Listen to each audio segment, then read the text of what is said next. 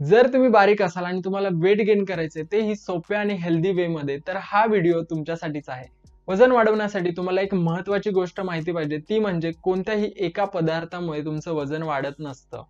जर कोणी तुम्हाला सांगत असेल की एखादं फळ खा, एखादी गोष्ट खा ज्याने तुझं वजन वाढेल, तर अशा व्यक्तींकडून लांब राहिलेलंच बरं. कारण वजन वाढवण्यासाठी आपल्याला आपल्या मेंटेनन्स कॅलरीपेक्षा जास्त कॅलरी खाणं इम्पॉर्टंट आहे, म्हणजे कॅलरी सरप्लस मध्ये राहणं इम्पॉर्टंट आहे.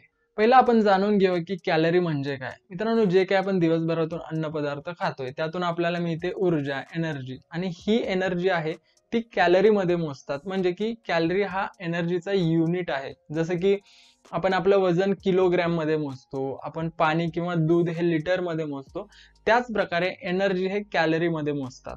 पुढे येतात मेंटेनन्स कॅलरी. म्हणजे काय, तर सध्याचं बॉडीचं जे वजन आहे, जे स्ट्रक्चर आहे, त्याला मेंटेन करण्यासाठी आपल्या बॉडीला जी ऊर्जा लागणार आहे, जे कॅलरीज लागणार आहेत, त्याला म्हणतात मेंटेनन्स कॅलरी. आणि या मेंटेनन्स कॅलरी तुमच्या वेगळ्या असणार आहेत, माझ्या वेगळ्या असणार आहेत.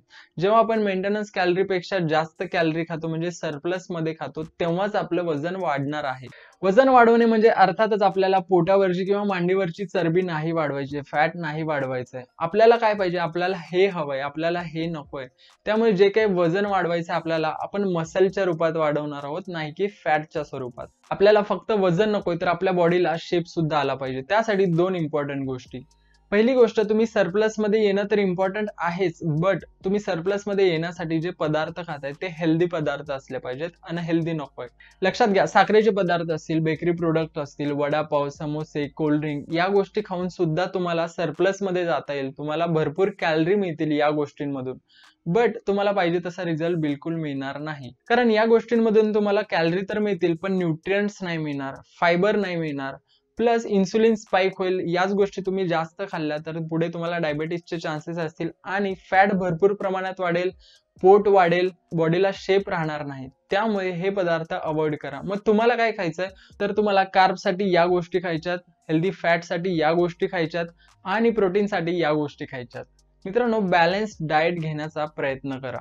वेट गेन करण्यासाठी तुम्ही नक्की काय काय खाल्लं पाहिजे, तुमचे मील प्लॅन कसे असले पाहिजे, याबद्दल बरेचसे व्हिडिओ पुढच्या काही दिवसातच मी आपल्या चॅनलवरती टाकणार आहे. ते बिलकुल चुकवू नका.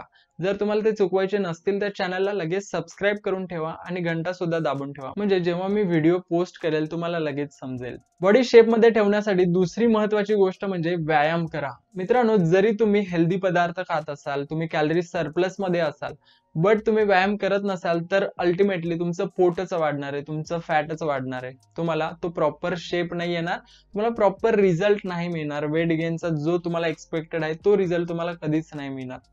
ऍटलिस्ट आठवड्यातून 3 दिवस व्यायाम करा, म्हणजे तुम्हाला चांगला रिझल्ट मिळेल, मसल मास सुद्धा चांगल्या प्रकारे वाढेल.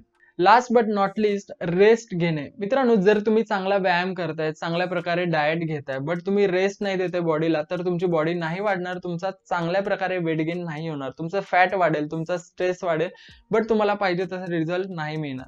त्यामुळे दररोज किमान 7 ते 8 तास कंटिन्यू झोप घेण्याचा प्रयत्न करा. तर मित्रांनो, आजचा व्हिडिओ आवडला असेल तर व्हिडिओला लाईक करायला विसरू नका. चॅनलला सबस्क्राईब केलं नसेल तर सबस्क्राईब करा आणि मित्रांसोबत सुद्धा शेअर करा.